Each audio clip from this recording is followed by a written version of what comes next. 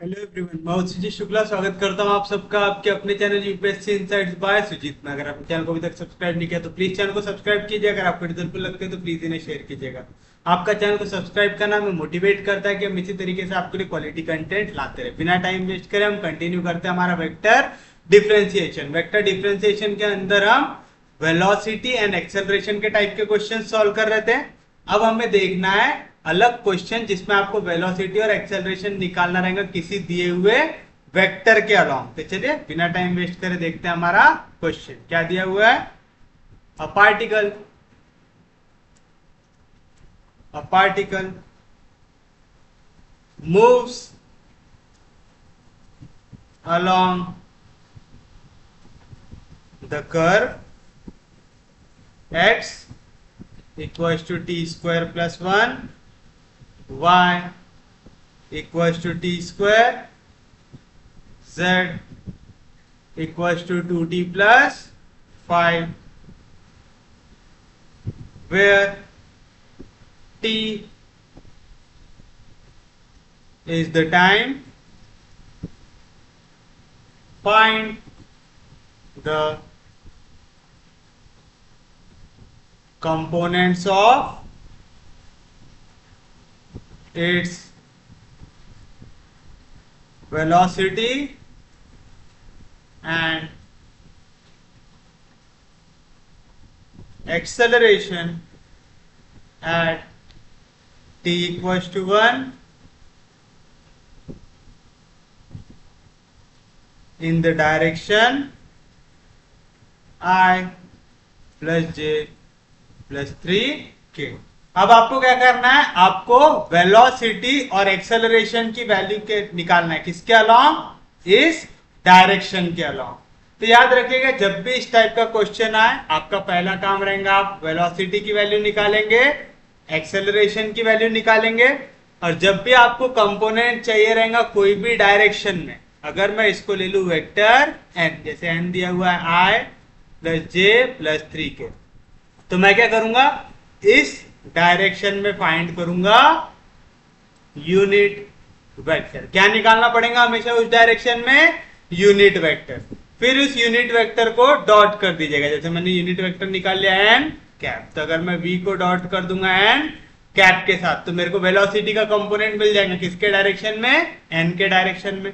अगर मैं a को डॉट कर दूंगा n के साथ, n मतलब यूनिट वेक्टर के साथ, तो फिर से मेरे को क्या मिलेगा यहाँ पे? एक्सेलरेशन का कंपोनेंट इस डायरेक्शन मिलेगा। किसी को कोई दिक्कत नहीं, कोई डाउट नहीं? तो चलिए बताइए क्या लिखेंगे हम लोग। कैसे शुरुआत करते थे? आप एक पॉइंट लेते थे P और उसका लेते थे R एक पोजीशन वेक्टर। तो लिखेंगे let R be the position vector of point P। अभी अगर थोड़ा सा हार्ड भी लग रहा है देखते रहो, पहले क्वेश्चन में हार्ड लगेगा, दूसरे में थोड़ा थोड़ा समझेगा, तीसरे तक पूरा क्वेश्चन आपका क्लियर हो जाएगा। तो बस क्वेश्चन देखते रहिए। तो आपने लिखा let r be the position vector of point P जिसके कोऑर्डिनेट है एक्स वाई जेड दिया हुआ है ऑन द गिवन कर। ले लिया आपने ले लिया आर पोजीशन वेक्टर है पॉइंट P का। आप चाहो तो ऐसा भी लिख सकते हैं एट एनी टाइम T, अगर इसको और परफेक्ट करना है तो। देयरफॉर बताइए आर की वैल्यू क्या आ जाएंगी?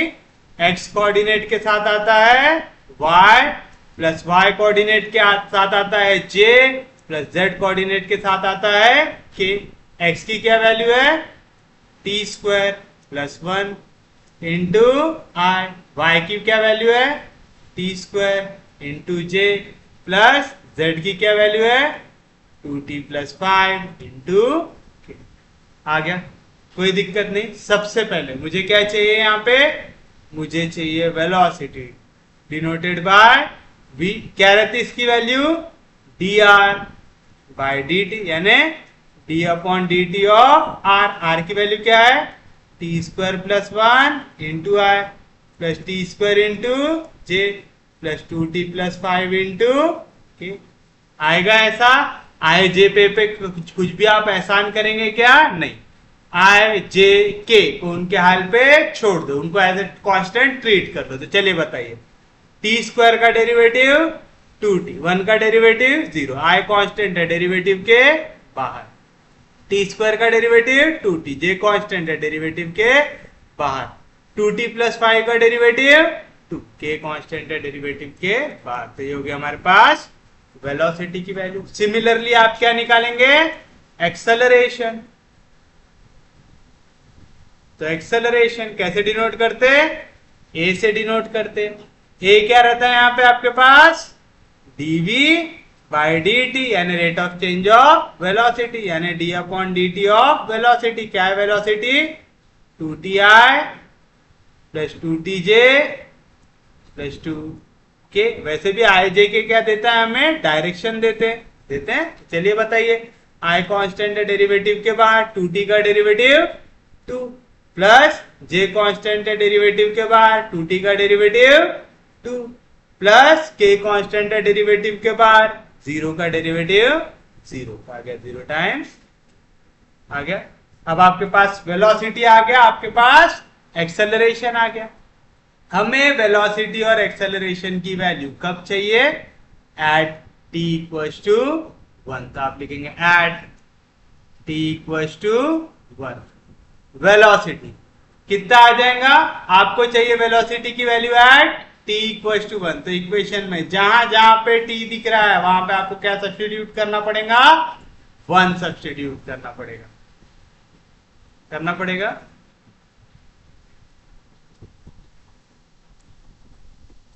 बताइए क्या मिलेगा, 2 इंटू टी, टी की वैल्यू 1 रखो, 2 1 जार 2i प्लस 2 1 जार 2j प्लस 2k आ गया। And acceleration at t equals to 1। Acceleration की वैल्यू में तो t कहीं पे भी दिया हुआ है क्या, नहीं, तो एज इट इज आ जाएगा 2i plus 2j plus 0k। ये हो गई आपकी काय की वैल्यू, एक्सेलरेशन की और वेलोसिटी की। बट हमसे क्या पूछा है, एक्सेलरेशन और वेलोसिटी के कंपोनेंट जो कहां पे एक्ट करेंगे, इन डायरेक्शन ऑफ दिस वेक्टर करना है। तो चलिए मैं इसको ले लेता हूं n, ले लेंगे तो आप लिखेंगे let n equals to,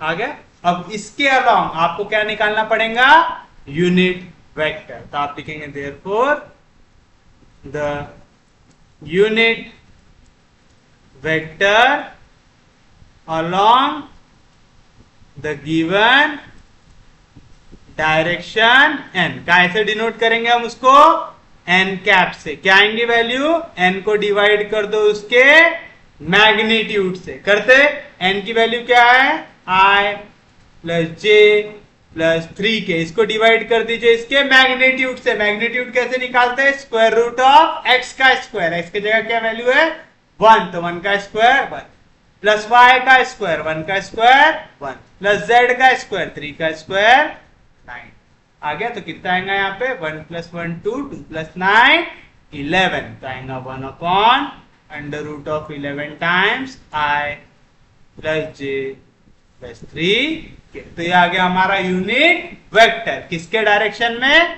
given direction n।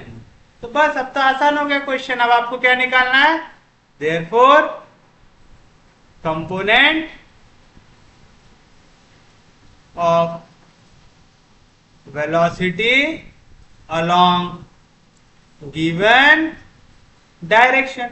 बताइए कंपोनेंट ऑफ वेलोसिटी निकालना है गिवन डायरेक्शन में, तो आप क्या करेंगे, वेलोसिटी को डॉट कर देंगे unit vector along given direction के साथ, यानी v को डॉट कर देंगे n कैप के साथ। v की वैल्यू क्या है आपके पास, 2i plus 2j plus 2k। ये डॉट हो जाएगा किसके साथ, n कैप के साथ। n कैप की वैल्यू क्या है, 1 upon root 11 times i plus j plus 3 आएगा। पहले तो देखिए 1 अपॉन रूट 11 कांस्टेंट है, तो इसको डॉट के बाहर लेके आते, डॉट प्रोडक्ट निकालते हो। क्या याद रखना है, i वाली वैल्यू जाएंगी i के पास, j वाली वैल्यू जाएंगी j के पास, k वाली वैल्यू जाएंगी k के पास। तो बताइए 2 मल्टीप्लाई होगा 1 से, तो 2 1 जार 2 मल्टीप्लाई होगा 1 से तो 2 1 जार 2 मल्टीप्लाई होगा 3 से तो 3 2 जार 6। कितना आंसर आ गया 10 अपॉन अंडर रूट ऑफ 11। अभी क्वेश्चन खत्म हुआ क्या? नहीं, आपने तो सिर्फ और सिर्फ अभी किसका कंपोनेंट निकाला है? वेलोसिटी का। अब किसके कंपोनेंट की बारी है? एक्सेलरेशन की। तो आप लिखेंगे component of acceleration in given direction. कैसे निकालते? आप ए को डॉट करेंगे यूनिट वेक्टर एन के साथ। ए की वैल्यू क्या है आपके पास? ये रही, आ गया ए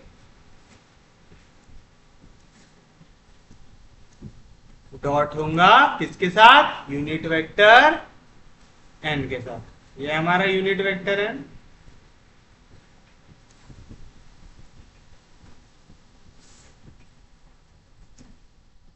आएगा पहले तो 1 अपॉन रूट 11 को निकाल लो, कांस्टेंट नंबर है क्योंकि सबसे मल्टीप्लाई होगा तो कॉमन ही आने वाला है, तो उसको मैंने पहले ही कॉमन निकाल लिया। डॉट प्रोडक्ट याद है, आई वाला कंपोनेंट मल्टीप्लाई होगा आई के साथ 2 1 जार, जे वाला कंपोनेंट मल्टीप्लाई होगा जे के साथ 2 1 जार, के वाला कंपोनेंट मल्टीप्लाई होगा के के साथ 3 इंटू 0 0, तो 2 प्लस 2 आंसर आ गया 4 अपॉन रूट 11। कीजिए, समझा पक्के में? किसी को कोई भी दिक्कत, कोई भी डाउट? हार्ड तो नहीं लग रहा किसी को भी? सच में समझ में आ रहा है? पक्के में समझ रहा है? जिनको नहीं समझा वो देखिए आपका नेक्स्ट क्वेश्चन जो है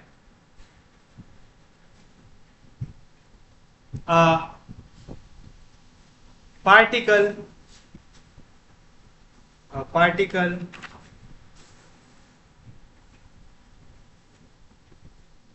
moves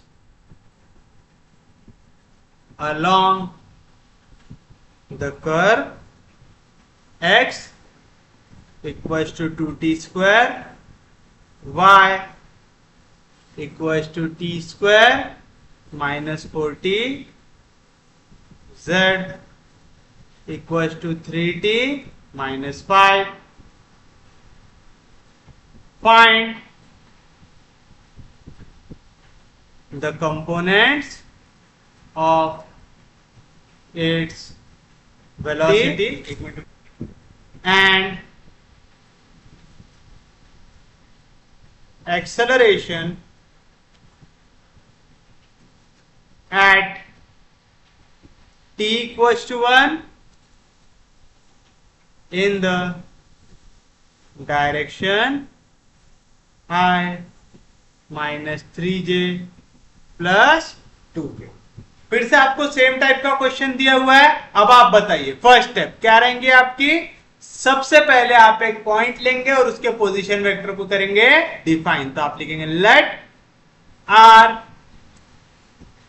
B the position vector of point P जिसके कोऑर्डिनेट है x y z on the given कर। आ जाएगा तो बताइए देयरफॉर आर की वैल्यू क्या आएंगी? एक्स आई प्लस वाई जे प्लस जेड के। मतलब एक्स की वैल्यू क्या है? 2t स्क्वायर आई प्लस वाई की वैल्यू क्या है? t स्क्वायर माइनस 4t जे प्लस जेड की वैल्यू क्या है? 3t माइनस 5 आएगा। सबसे पहली चीज मुझे चाहिए वेलोसिटी, फिर चाहिए एक्सेलरेशन। तो आप लिखेंगे वेलोसिटी। कैसे डिनोट करते वेलोसिटी को? v से। क्या रहती वैल्यू? dr बाय dt, यानी आ जाएगा d upon dt of r। r की वैल्यू क्या है? 2t square i plus t square minus 4tj plus 3t minus 5 into k। बताइए क्या होगा? आई कांस्टेंट है डेरिवेटिव के बाहर, 2 कांस्टेंट है डेरिवेटिव के बाहर, t स्क्वायर का डेरिवेटिव 2t, तो 2 2 4t आएगा। ऐसा डायरेक्ट निकालना आ जाएगा सबको। t स्क्वायर का डेरिवेटिव 2t माइनस 4t का डेरिवेटिव 4, j को छोड़ दो उसके हाल पे आ गया। फिर उसके बाद 3 कांस्टेंट है डेरिवेटिव के बाहर, t का डेरिवेटिव 1, -पाई का डेरिवेटिव 0, के को छोड़ दो उसके आ गया। तो ये हो गया हमारे पास काय की वैल्यू वेलोसिटी की। वेलोसिटी आ गया, एक्सेलरेशन निकालना कुछ हार्ड है क्या? नहीं। बताइए एक्सेलरेशन क्या रहता है? Rate of change of velocity रहता है। आ जाएगा d upon d t of v. V क्या है? 40i plus 2t minus 4j plus 3k। बताइए क्या आएगा? आई पे कोई एहसान नहीं करना, जे पे कोई एहसान नहीं करना, के पे कोई एहसान नहीं करना। 4t का डेरिवेटिव 4 कांस्टेंट है, डेरिवेटिव के बाहर t का derivative with respect to t हो जाएगा 1 प्लस 2 कांस्टेंट है डेरिवेटिव के बाहर, t का derivative with respect to t 1 और -4 का डेरिवेटिव 0, तो आ गया 2j आ गया। उसके बाद प्लस 3 कांस्टेंट है, उसका डेरिवेटिव 0, तो आ जाएगा 0k आएगा। किसी को कोई दिक्कत नहीं, यहां तक कोई डाउट नहीं? तो ये काय की वैल्यू हो गई आपके पास एक्सेलरेशन की। अब आपके पास वेलोसिटी आ गया, आपके पास एक्सेलरेशन आ गया। आपको वेलोसिटी और एक्सेलरेशन कहां पे चाहिए? एट t इक्वल्स टू 1 पे। चलिए वो भी निकाल लेते हैं। तो एट t इक्वल्स टू 1 बताइए वेलोसिटी की वैल्यू क्या आएगा? जहां जहां t है वहां पे 1 डाल दो। 4 1 जार 4 आए, 2 इंटू 1, 2 1 जार 2, 2 में से 4 गया तो -2j plus 3k। And acceleration में कहीं पे भी t दिख रहा है क्या? नहीं, तो एज इट इज आ जाएगा। तो क्या आएगा? 4i प्लस 2j प्लस 0 आ गया।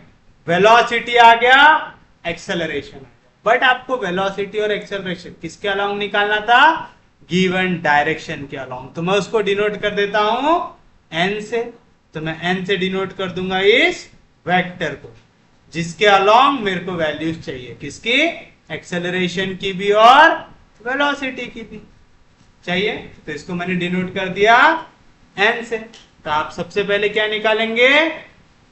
Unit vector along the given direction। Given direction को मैंने काय से डिनोट किया? n से। कैसे रिप्रेजेंट करते? n कैप से। n कैप कब मिलेगा? जब आप वेक्टर n को डिवाइड करेंगे उसके मैग्नीट्यूड से। वेक्टर n क्या है आपके पास? i minus 3j plus 2k divide होगा उसके मैग्नीट्यूड से। मैग्नीट्यूड क्या रहता? अंडर रूट ऑफ x का स्क्वायर, 1 का स्क्वायर 1 प्लस y का स्क्वायर माइनस 3 का स्क्वायर प्लस 9 प्लस z का स्क्वायर 2 का स्क्वायर 4। तो क्या है value? i minus 3j plus 2k upon under root of 9 plus 1 10, 10 plus 4 40 आ गया। n कैप आ गया। अब आगे कुछ भी हार्ड है क्या? नहीं। आपको क्या निकालना है सबसे पहले? कंपोनेंट ऑफ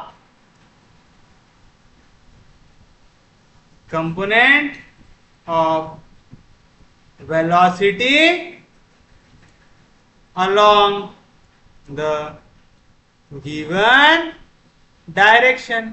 एंड बताइए क्या आएगा गिवन डायरेक्शन में वेलोसिटी का कंपोनेंट? कैसे निकालते? वेलोसिटी को डॉट कर दीजिए यूनिट वेक्टर अलोंग एन से। तो क्या आ जाएगा? वेलोसिटी कितना आपके पास? 4i minus 2j plus 3k। ये वैल्यू डॉट हो जाएंगे किसके साथ? i minus 3j plus 2k upon root 14 के साथ। पहला तो रूट 14 सबके डिवीजन में है, तो 1 अपॉन रूट 14 को निकाल लेते हैं कॉमन आएगा। उसके बाद डॉट प्रोडक्ट कैसे होता है? i जाएगा i के पास 4 1 जार 4, j जाएगा j के पास माइनस इंटू माइनस प्लस 3 2 जार 6, k जाएगा k के पास 3 2 जार 6 आएगा। कोई भी दिक्कत? तो कितना है? 6 plus 6 12, 12 plus 4 16, 16 upon under root of 14। तो एक आएगा कंपोनेंट आ गया आपका, ये आ गया आपका कंपोनेंट, एक आएगा कंपोनेंट आ गया, ये आ गया आपका कंपोनेंट वेलोसिटी आ गया। आप इसी कंपोनेंट को इस तरीके से भी लिख सकते हैं। हमारी बुक में नीचे रूट नहीं रखा हुआ है, उसने क्या किया है 16 अपॉन रूट 14 को, फिर क्या किया है रूट 14 को मल्टीप्लाई और डिवाइड कर दिया है ताकि डिनोमिनेटर में रूट ना रहे। तो क्या हो जाएगा 16 root 14 upon root 14 into root 14 कितना हो जाएगा 14 आएगा। दोनों के दोनों काय के टेल में आते 2 के, 2 8 जार 16 2 7 जार 14 आएगा, कोई दिक्कत नहीं। तो ये हो गया आपका component of velocity along given direction. आ गया। सिर्फ वेलोसिटी का कंपोनेंट चाहिए था क्या, नहीं, एक्सेलरेशन पूरा मान जाएगा। तो हम क्या लिखेंगे component of acceleration along the given direction. आप चाहो तो सिर्फ अलोंग द गिवन डायरेक्शन लिख सकते हो, या तो लिख सकते हैं along the given direction and आपको जो भी सूट। तो क्या आएगा एक्सेलरेशन को डॉट करोगे unit vector along given direction के साथ। तो एक्सेलरेशन कितना है आपके पास, ये रहा आपका एक्सेलरेशन। तो ये एक्सेलरेशन की वैल्यू हो जाएंगी यहां पे डॉट किसके साथ, unit vector in given direction.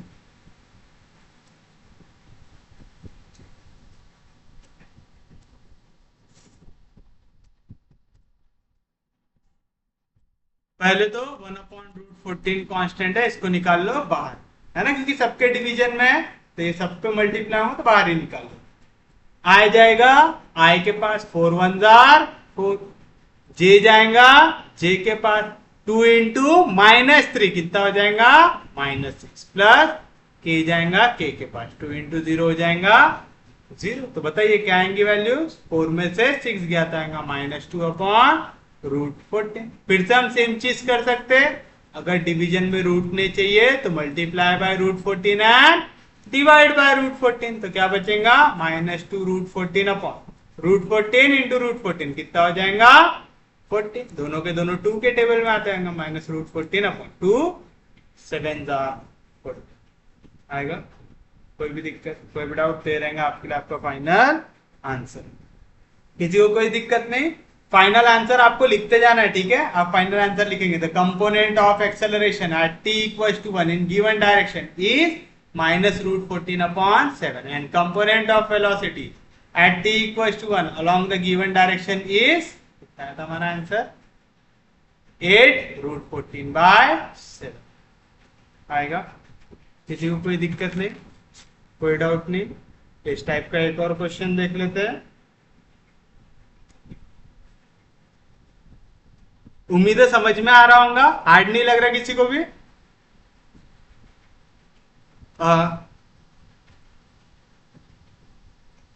Particle moves along the curve x equals to t cube plus 1, y equals to t square, z equals to 2t plus 5, where t is the time. Find the components of its velocity and acceleration at t equals to 1 in the direction I plus j plus 3। बताइए फिर से क्या करेंगे। First step, एक point P लेंगे जिसके coordinate है x y z, उसका पोजीशन वेक्टर रहेगा r। तो आप लिखेंगे let r be the position vector of point P x y z along the curve at time t ठीक, तो बताइए क्या आएंगे आर की वैल्यू, आर आ जाएगा आपके पास एक्स आई प्लस वाई जे प्लस जेड के। तो बताइए एक्स की वैल्यू टी क्यूब प्लस 1 आई प्लस वाई की value T square j plus Z की वैल्यू 2t प्लस 5 आएगा। सबसे पहली चीज क्या चाहिए मुझे, वेलोसिटी चाहिए। वेलोसिटी v क्या रहेगा, dr अपॉन dt, तो आएगा d upon dt of r की वैल्यू है क्या आपके पास, आजिए क्या है हमारे पास, हमारा r है हमारे पास t cube plus 1i plus t square j plus 2t plus 5 आएगा। पहली चीज आई को छोड़ दो उसके हाल पे, टी क्यूब का डेरिवेटिव 3t स्क्वायर प्लस 1 का डेरिवेटिव 0, तो इसका डेरिवेटिव आ गया 3t प्लस टी स्क्वायर का डेरिवेटिव 2t, जे को छोड़ दो उसके हाल पे, 2t प्लस 5 का डेरिवेटिव 2, के को छोड़ दो उसके हाल पे। तो वेलोसिटी मिल गया आपको। नेक्स्ट स्टेप क्या रहेंगे, आप वेलोसिटी को यूज करके निकालेंगे एक्सेलरेशन।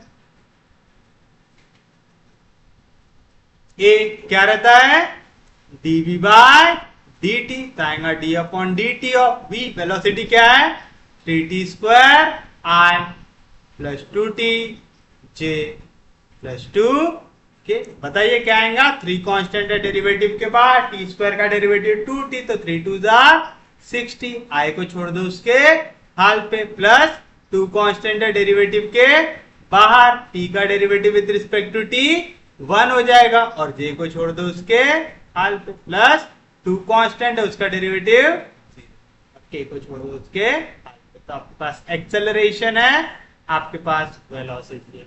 बट हमें ये सब चीजें कब चाहिए, जब टाइम की वैल्यू हो 1, तो आप लिखेंगे at t equals to 1।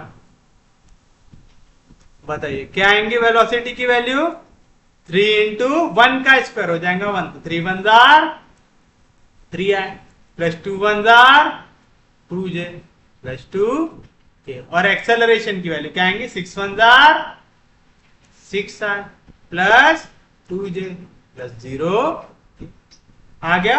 अब आपको क्या चाहिए, गिवन डायरेक्शन में वैल्यूज को करना है सॉल्व, तो आप लिखेंगे let n equals to, given direction को डिनोट कर देते हैं n से, क्या है हमारे पास given direction i plus j plus 3 i plus j plus 3 आ गया। तो आप सबसे पहले निकालेंगे unit vector along given direction n। कैसे निकालते, इसको डिनोट करते हैं n कैप से, जिसकी वैल्यू रहती है n वेक्टर को डिवाइड कर दो उसके मैग्नीट्यूड से, n वेक्टर क्या है i प्लस j प्लस 3 के, डिवाइड हो जाएगा अंडर रूट ऑफ मैग्नीट्यूड। कैसे निकालते, x का स्क्वायर 1 का स्क्वायर 1 प्लस y का स्क्वायर 1 का स्क्वायर 1 प्लस z का स्क्वायर 3 का स्क्वायर 9, तो क्या है value i plus j plus 3 के अपॉन स्क्वायर रूट ऑफ 11। आई, किसी को कोई दिक्कत नहीं, कोई डाउट नहीं, समझ रहा है यहां तक, पक्के में समझ रहा है। एक बार आपने यूनिट वेक्टर निकाल लिया, नेक्स्ट स्टेप क्या रहती है, आप निकालेंगे देयरफॉर कंपोनेंट ऑफ वेलोसिटी। अब देखिए अगर आपके पास, जैसे मैं आपको बार बार कह रहा हूं कि आपको फाइनल आंसर लिखना है, ये आंसर निकाल ले, इसके बाद आप फाइनल आंसर लिखेंगे। सपोज आपके पास इतनी स्पेस नहीं है कि आप आगे जाके फाइनल आंसर लिखेंगे, तो आप यहीं पे परफेक्ट लिखिए कि आप पे लिखेंगे the component of velocity at t equals to 1 in the given direction equals to, यानी आप क्या करेंगे, अगर आप फाइनल आंसर नहीं लिखने वाले हैं तो आप यहां पे मेंशन करेंगे component of acceleration at t equals to 1, component of velocity at t equals to, ऐसा। ठीक है, कब, जब आप फाइनल आंसर नहीं लिखने वाले। अगर आप फाइनल आंसर लिखने वाले हैं पहले निकाल लीजिए फिर फाइनल आंसर लिखिए, नहीं तो फिर ऐसा ही निकालिए component of velocity at t equal to, क्योंकि आप वेलोसिटी कब ले रहे हैं यहाँ पे एट टी इक्वल टू 1 वाली ले रहे हैं। समझ रहा है? तो आप लिखा component of velocity at t equal to 1 in given direction. कैसे करेंगे? वेलोसिटी को डॉट कर देंगे unit vector along given direction से। वेलोसिटी क्या है वैल्यू आपके पास? 3i plus 2j plus 2k। ये डॉट हो जाएगा किसके साथ? यूनिट वेक्टर के साथ। तो i plus j plus 3k upon under root of 11 के साथ आएगा। पहले तो 1 अपॉन रूट 11 को निकाल लीजिए बाहर, क्योंकि सबके डिवीजन में। चलिए अब क्या होगा? 3 मल्टीप्लाई होगा 1 के साथ। 3 1 3, समझ रहा है ना? i होता है i के साथ, j होता है j के साथ, तो 2 1 2, k होता है k के साथ, तो 3 2 6। याद है सब लोगों को पक्के में? तो बताइए क्या मिलेगा? 6 प्लस 3 9, 9 प्लस 2 11, तो आएगा 11 अपॉन रूट 11। 11 को मैं क्या लिख सकता हूँ? रूट 11 इंटू रूट 11, तो रूट 11 इंटू रूट 11 कैंसल, तो बचा रूट 11। फिर आगे आपका क्या है? ये आपके पास है कंपोनेंट ऑफ वेलोसिटी। एक बार वेलोसिटी मिल गया, अब किसकी बारी है?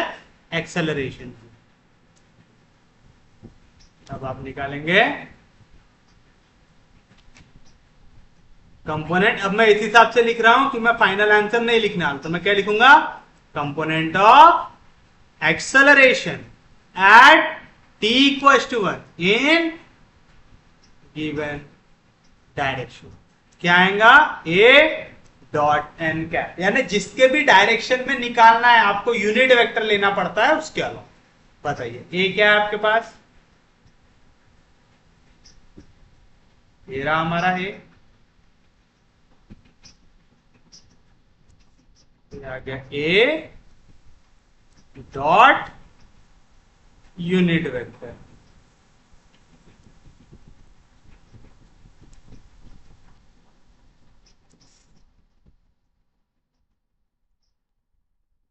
आएगा। तो चलिए 1 अपॉन रूट 11 पूरे वेक्टर में, यानी पहले वाली वैल्यू से मल्टीप्लाई होगा, दूसरे से भी होगा, तीसरे से भी होगा, तो मैं पहले कॉमन निकाल के बाहर लिख देता हूं।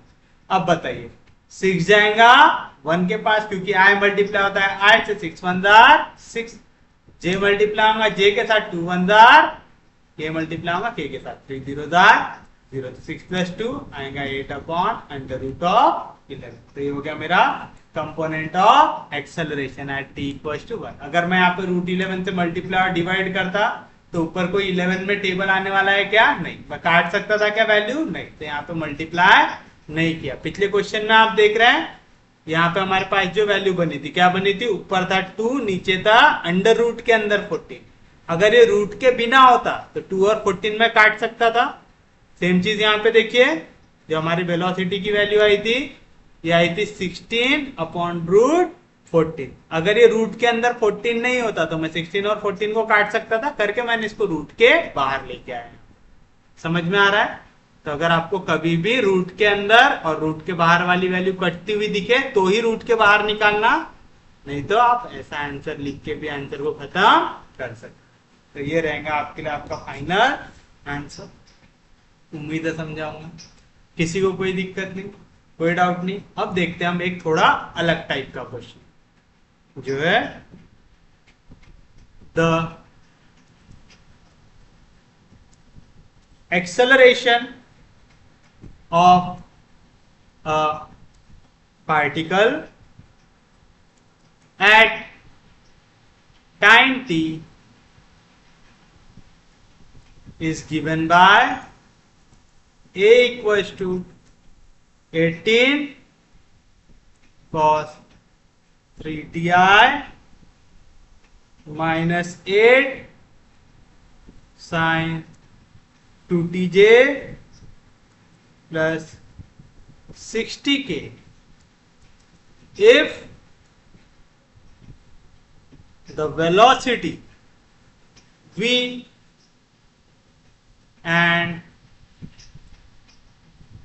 displacement r be 0 at t equals to 0, find v and r at any point।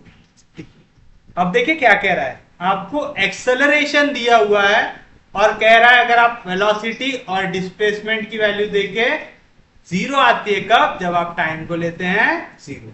तो आपको वेलोसिटी और displacement eight any time T निकालना है। तो आप क्या करेंगे, सॉल्यूशन में सबसे पहले जो चीज दिया हुआ है उसे लिखेंगे। तो आप लिखेंगे हियर ए मुझे दिया हुआ है 18 cos 3t i minus 8 sin 2t j plus 60 दिया हुआ है। अब एक्सेलरेशन यूज करके मुझे वेलोसिटी निकालना है। आप बताइए आपको एक्सेलरेशन क्या मालूम है?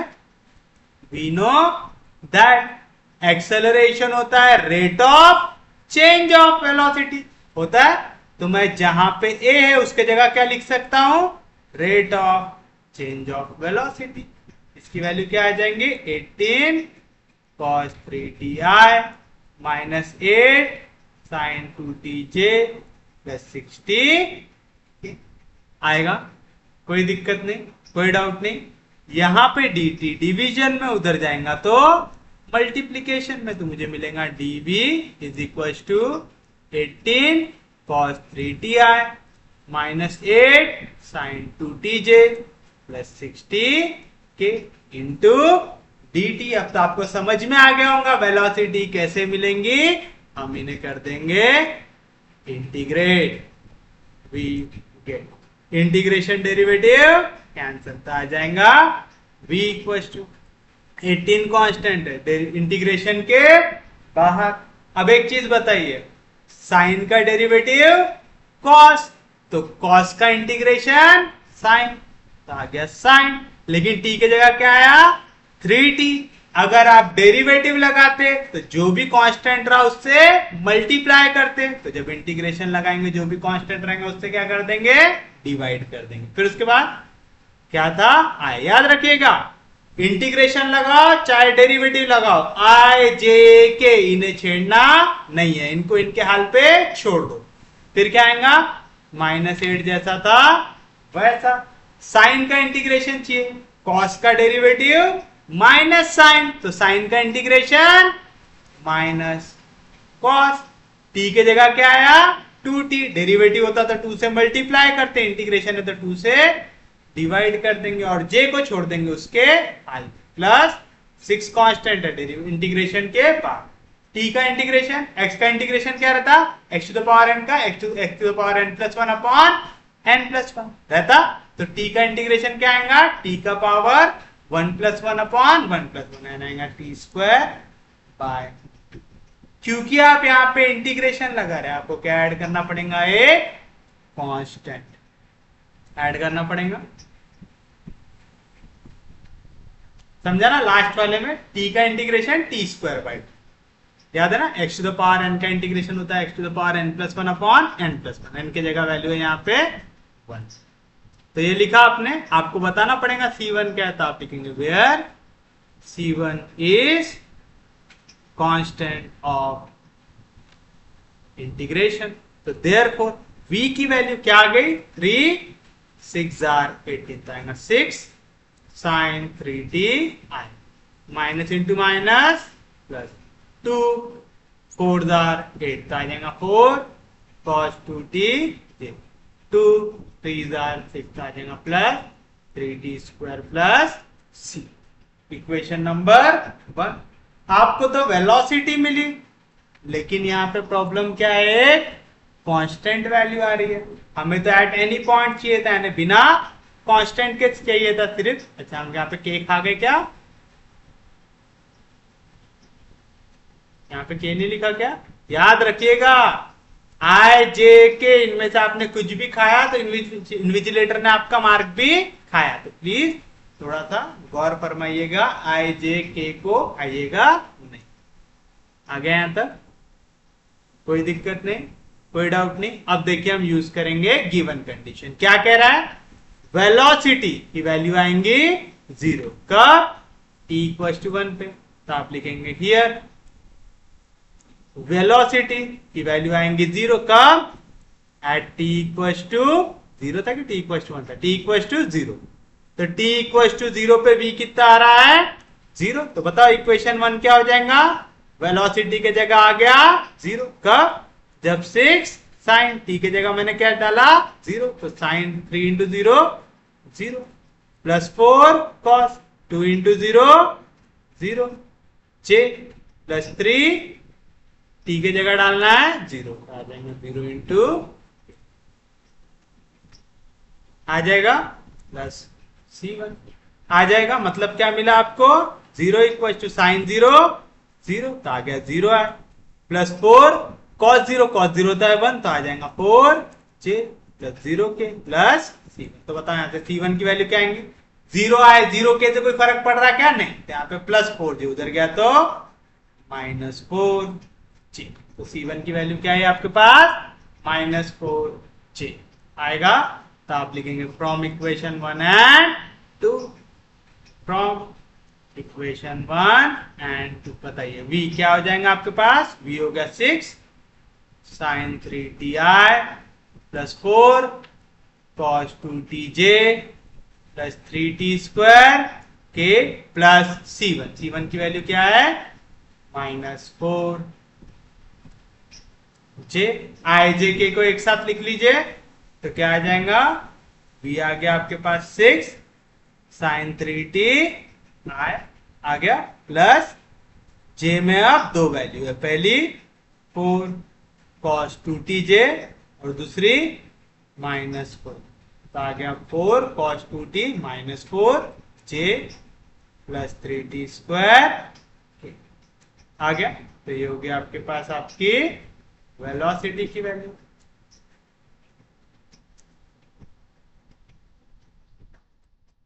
आ गई, तो आपको मिल गया आपका velocity at any point T. इसको इक्वेशन नंबर 3। बट मुझे पता है वेलोसिटी क्या होता है, rate of change of displacement होता है। तो मैं इक्वेशन 3 को ऐसा लिख सकता हूं क्या, वेलोसिटी की जगह मैं लिख दूंगा dr अपॉन dt लिख सकता, is equal to 6 sine 3ti plus 4 cos 2t minus 4j plus 3t square आएगा। मैं इसको चाहूं तो डायरेक्ट भी लिख सकता हूं ऐसा, integrate with respect to t. तो आप चाहो ना तो ये dt को इधर डिवीजन में इधर गया तो मल्टीप्लीकेशन में ऐसा करके लिख सकते हैं, या तो आप सादा लिख सकते हैं integrate with respect to t. अगर डायरेक्ट एक स्टेप पे करना तो इंटीग्रेशन डेरिवेटिव कैंसिल, तो आ जाएगा r। या तो आप क्या कर सकते हैं, यहाँ पे डिवीजन में इधर जाएगा तो मल्टीप्लीकेशन और नेक्स्ट स्टेप पे लिखो इंटीग्रेट। समझ में आया? तो चलिए 6 कांस्टेंट है इंटीग्रेशन के बाहर, काय का इंटीग्रेशन चाहिए साइन का, कॉस का डेरिवेटिव माइनस साइन, तो साइन का इंटीग्रेशन माइनस कॉस। मैंने आपको हमेशा कहा हूं कि इनको एक साथ पढ़िए डेरिवेटिव और इंटीग्रेशन को।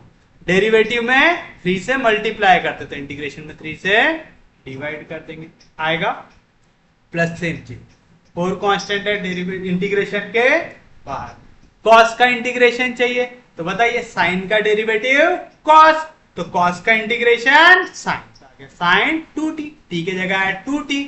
अगर डेरिवेटिव होता तो 2 से मल्टीप्लाई करते, इंटीग्रेशन तो 2 से डिवाइड करेंगे, माइनस 4 जैसा था वैसा।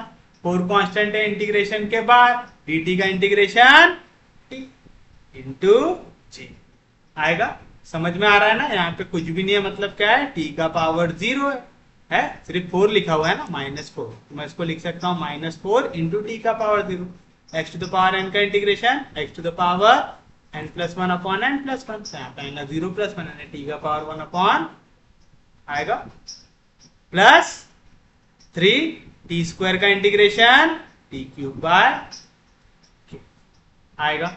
तो बताइए क्या ये आपके पास r की वैल्यू, r आ गया आपके पास माइनस साइन जैसा था वैसा, 3 2 6 आएंगे 2 cos 3t 2 2 4 आएगा 2 sin 2t minus 4t 3 3 cancel आएगा प्लस 2 क्यूब k प्लस, क्योंकि आपने इंटीग्रेट किया आपको ऐड करना पड़ेगा ए कांस्टेंट, तो आप लिखेंगे where C2 is constant of integration आएगा।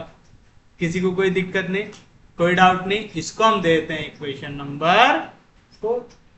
आ गया यहां तक, किसी को कोई दिक्कत नहीं। हमें एक और चीज दी हुई है, क्या दिया हुआ है कि आपका डिस्प्लेसमेंट भी आएगा 0 एट t इक्वल्स टू 0। तो आप लिखेंगे here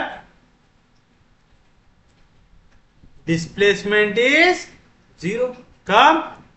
when t equals to 0। Region क्या आएगा? गिवन आएगा। तो चलिए r की वैल्यू आ गई 0। कब? जब आप t के जगह डालेंगे 0 तो आएगा -2। डायरेक्ट करूँ आप, cos 0, cos 0 होता है 1, तो आ गया -2 r plus 2 into sine 0, sine 0 0, -4 into 0 0, तो आ गया 0 6, 0 का क्यूब 0, तो आ जाएगा 0 प्लस C2, यानी C2 की वैल्यू क्या आएंगे? यहाँ पे -2 है, इधर गया तो +2 है, क्योंकि 0 J वगैरह 0 के इनसे कोई फर्क पड़ता क्या? नहीं पड़ता। समझा पक्के में? सच में समझा। और आप चाहो तो ऐसा लिख के भी दिखा सकते कि r के जगह आपने डाला 0 इक्वल्स टू -2 cos 3 इंटू 0 0 आए, plus 2 into sign 2 into 0 0, -4 into 0 0, j plus 0 का क्यूब 0 क्यूब प्लस c, ऐसा। फिर साइन 0 0 होता है तो नेक्स्ट स्टेप पे 0 करो, cos 0 1 होता है, नेक्स्ट स्टेप पे 1 लिखो। आपकी मर्जी, आप ऐसा लिख के भी दिखा सकते हैं, आप ऐसा डायरेक्ट भी कर सकते हैं, बस गलत नहीं करना है। तो फ्रॉम इक्वेशन 4 एंड 5 बताइए क्या मिलेगा आपको? r equals to -2 cos 3ti plus 2 sin 2t minus 4t 2t minus 4tj plus t cube k plus c2, c2 की वैल्यू है 2 है। बस रीअरेंज कर दीजिए, आय को एक साथ लेके आ जाइए।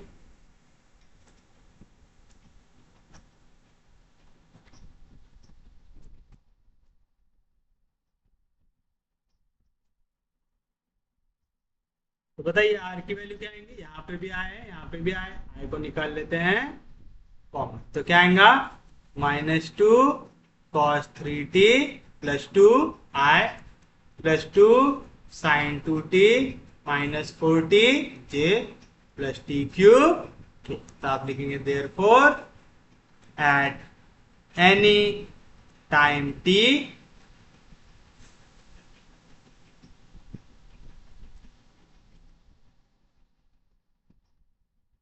डिस्प्लेसमेंट आर आ गया आपके पास, पूरा है ना, एंड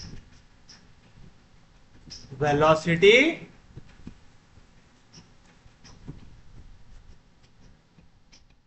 v भी आ गया पूरा।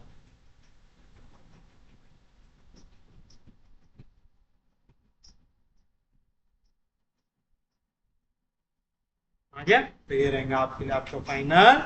तो वेलोसिटी है 6 sin 3ti 4 into cos 2t minus 4j plus 3t square के, और r की वैल्यू आई है आपके पास -2 cos 3t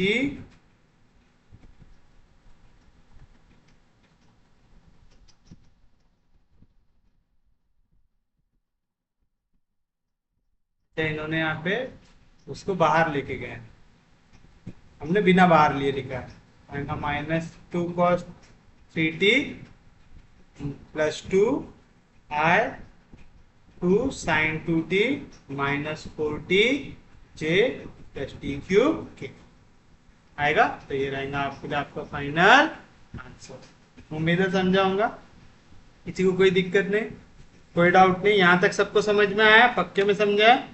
चलिए अब हम बढ़ते हैं हमारे नेक्स्ट क्वेश्चन की ओर।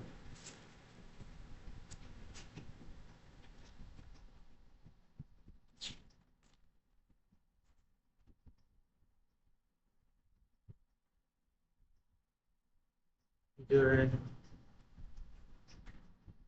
Find the angle between the tangents to the curve are equal to t square i minus 2tj plus t cube के at points t equal to 1 and t equal to 2। अब देखिए, कभी भी अगर इस type का question दिया हो कि आपको टेंजेंट की वैल्यू निकालना है, ठीक है, एंगल बिटवीन टेंजेंट निकालना है, तो आपको ऐसा कोई तो भी एक कर्व दिया हुआ है और कह रहा है सपोज कि ये पॉइंट हो गया t इक्वल टू 1, ये पॉइंट हो गया t इक्वल टू 2, दोनों पे जो टेंजेंट जा रही है t equal to 1, t equal to 2 पे जो टेंजेंट जा रही है, इनके बीच का एंगल फाइंड आउट कीजिए। तो मैं पहले पॉइंट पे टेंजेंट को ले लेता हूं t1, दूसरे पॉइंट पे टेंजेंट को ले लेता हूं t2। लेकिन इस टाइप के क्वेश्चन को सॉल्व करने के लिए सबसे पहली चीज जो आपको मालूम रहनी चाहिए वो है इस टेंजेंट के अलोंग कौन सा वेक्टर एक्ट कर रहा है, ठीक है। अब जैसे मेरे को अगर कोई क्वेश्चन दिया हुआ है y equal to f of x, ऐसी इक्वेशन दी हुई है, जब भी मुझे निकालना रहेगा यहाँ पे टेंजेंट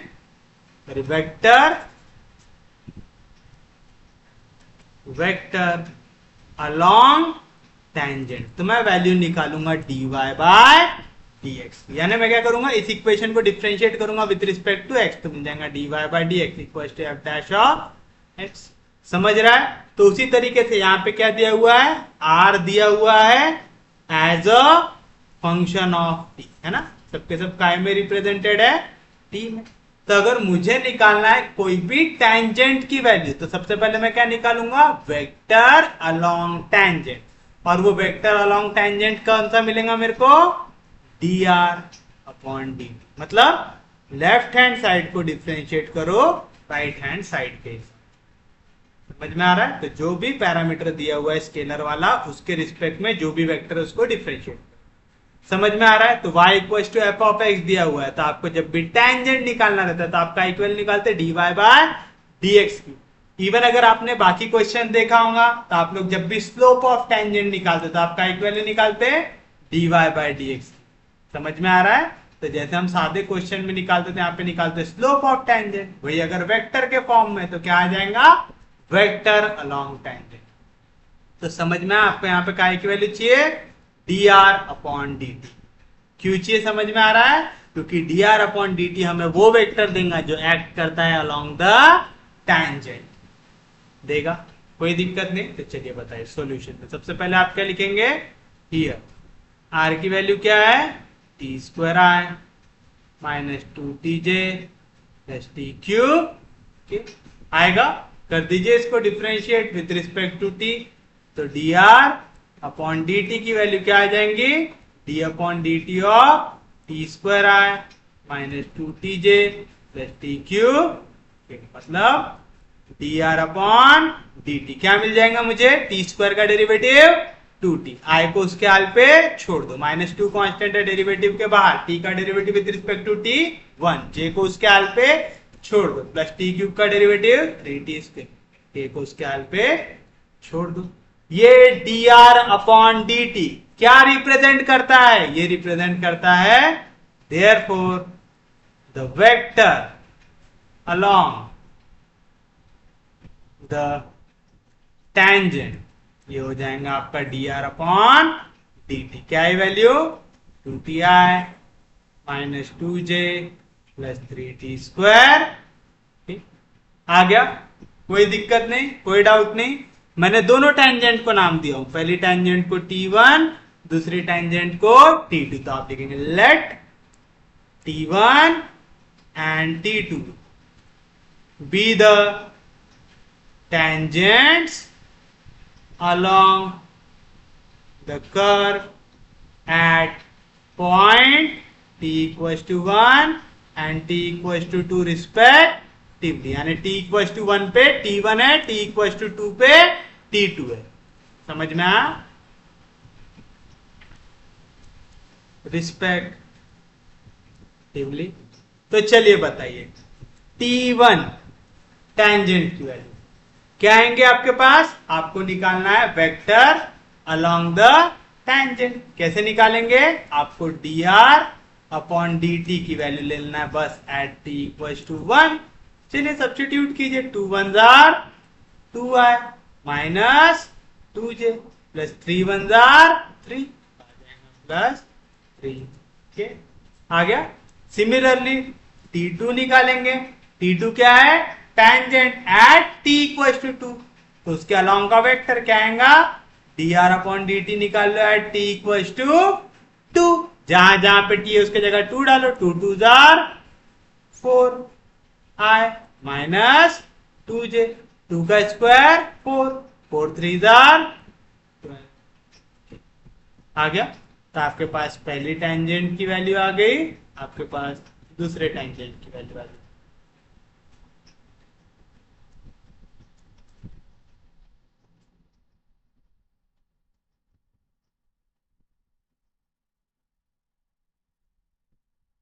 या तो इसको और क्लियर लिखना है तो ऐसा लिख लो, let T1 and T2 be the vectors along the tangent. इसको थोड़ा सा फ्रेम कर लेते हैं अच्छे से। Let T1 and T2 be the vectors along the tangent to the curve at point t equal to 1 t equal to 2। Please इसको थोड़ा सा काट के ऐसा बरोबर कर लो। आपको काटना नहीं पसंद होगा, बट जितना ज्यादा आप अच्छा थियोरी लिखेंगे उतने बेटर मार्क आपको मिलेंगे। तो आप ऐसे लिखिए, let T1 and T2 be the vectors along the tangent to the curve. तो T1 वेक्टर भी निकाल लिया हमने, T2 वेक्टर भी निकाल लिया। किसी को कोई दिक्कत नहीं, कोई डाउट नहीं। अब बताइए, इन दोनों के बीच का एंगल निकालना है। उस एंगल को क्या मान लेते हैं हम लोग? थीटा। तो आप लिखेंगे let theta be the required angle between tangents T1 and T2 आएगा। तो आपने T1 और T2 टेंजेंट के बीच में क्या एंगल ले लिया? थीटा ले लिया। आप लिखेंगे that is between vectors T1 and, समझा मैं क्या लिख रहा हूं यहाँ पे? ये है T1 टेंजेंट, ये है T2 tangent.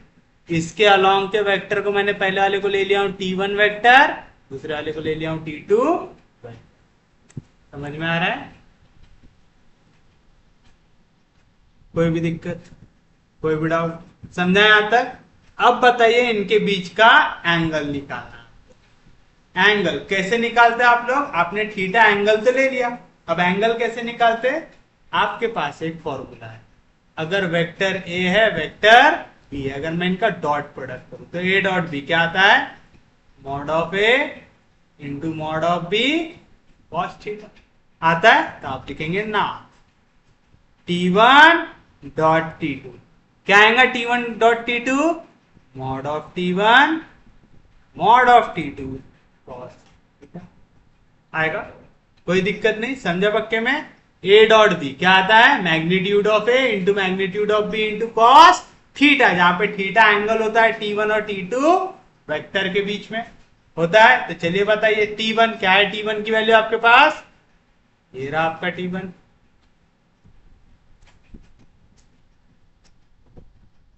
T1 dot T2 क्या है? 4i minus 2j plus 12k is equal to magnitude of T1। Magnitude of T1 कैसे निकालते हैं? अंडर रूट ऑफ x का स्क्वायर 2 का स्क्वायर 4 प्लस y का स्क्वायर माइनस 2 का स्क्वायर भी प्लस 4 और z का स्क्वायर 3 का स्क्वायर भी 9। उसके बाद मैग्नीट्यूड ऑफ T2 कैसे निकालते हैं? अंडर रूट ऑफ x का स्क्वायर 4 का स्क्वायर 16 प्लस y का स्क्वायर माइनस 2 का स्क्वायर प्लस 4 प्लस z का स्क्वायर 12 का स्क्वायर 144 कॉस थीटा आएगा। कोई दिक्कत नहीं। अब बताइए जब भी मल्टीप्लाई करते हो क्या होता है? आई मल्टीप्लाई होता है आई से, तो 2 मल्टीप्लाई होगा 4 से। जे मल्टीप्लाई होता है जे से, तो -2 मल्टीप्लाई होगा -2 से। के मल्टीप्लाई होता है के से, तो 3 मल्टीप्लाई होगा 12 is equal to under root of 9 plus 4 13 13 plus 4 7 आएगा into under root of 16 plus 4 20 तो आएगा 164 इंटू कॉस थीटा। तो बताइए यहाँ से क्या है आपके पास वैल्यू 4 2 जार 8 माइनस इंटू माइनस प्लस 2 2 जार 4 प्लस 3 2 जार 6 3 1 जार equals to under root of 17 under root of 164 cos theta. तो बताइए कॉस थीटा की वैल्यू क्या आ जाएंगे आपके पास 36 प्लस 4 40 तो आ गया 48 अपॉन अंडर रूट ऑफ 17 और ये काय के टेबल में आता है 4 के टेबल में आता है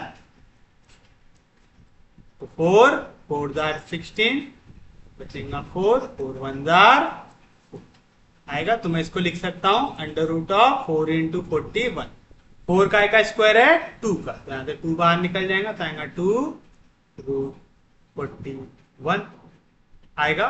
तो 2 के टेबल में कटेगा 2 2 जार 4 2 4 जार 8 और ये और सॉल्व होता क्या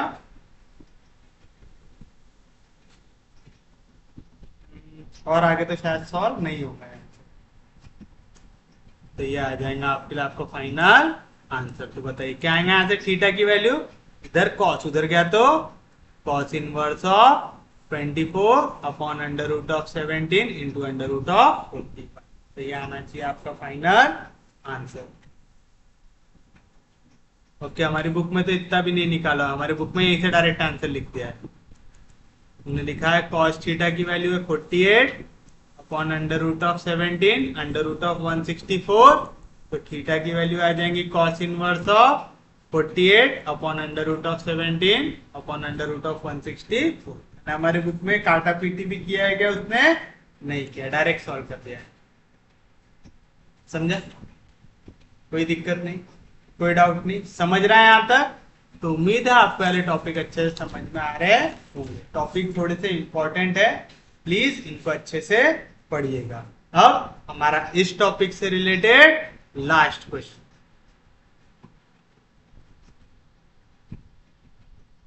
क्या दिया हुआ है इफ du अपॉन dt की वैल्यू है w cross u and dv upon dt की वैल्यू है w cross v prove that d upon dt of u cross v की वैल्यू आनी चाहिए w cross u cross v आनी चाहिए। तो चलिए बताइए कैसे सॉल्व करते हैं इसको। सबसे पहली चीज आपको जो दिया हुआ है उसे लिखिए तो सॉल्यूशन में आप लिखेंगे हियर हमारे पास du अपॉन dt है कितना है w cross u and dv upon dt है कितना है w क्रॉस v है u है और ये आएगा। आपको इसको सॉल्व करना है और दिखाना है ये वैल्यू आती है तो आप लिखेंगे LHS क्या है LHS आपके पास d upon dt of u cross लिखेंगे। तो चलिए बताइए कैसे लगाते हैं डेरिवेटिव। पहली वैल्यू एज इट इज इस पे डेरिवेटिव क्रॉस v प्लस पहली एज इट इज क्रॉस दूसरे पे डेरिवेटिव याद है ना a क्रॉस b में जब भी हम लगाते हैं derivative with respect to t तो क्या आएगा पहले derivative with respect to t a में क्रॉस b प्लस a cross derivative with respect to t t लगता है कोई दिक्कत नहीं कोई वैल्यूज है आपके पास हाँ जी है क्या है हमारे पास value derivative of u with respect to t क्या है w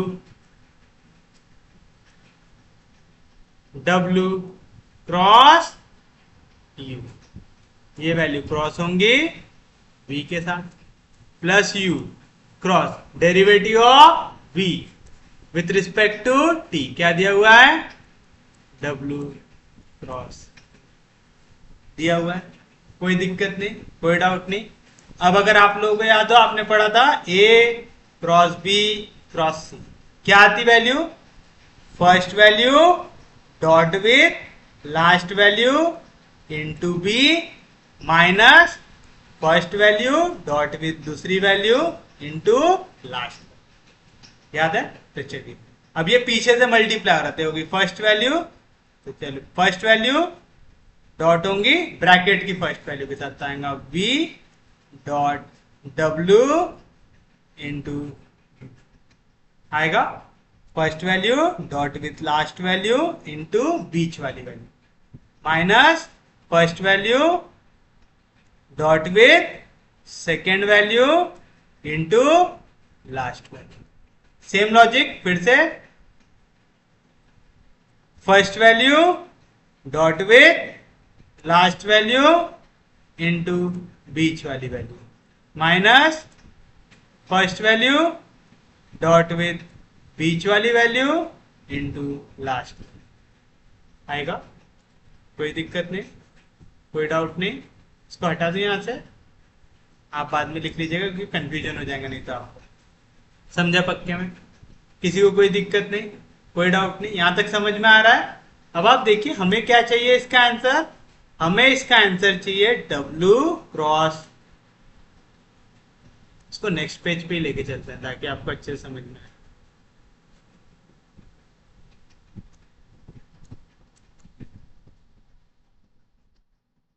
क्योंकि अब हमें आंसर को करना पड़ेगा रीअरेंज ताकि वो आंसर बना पाए हम लोग।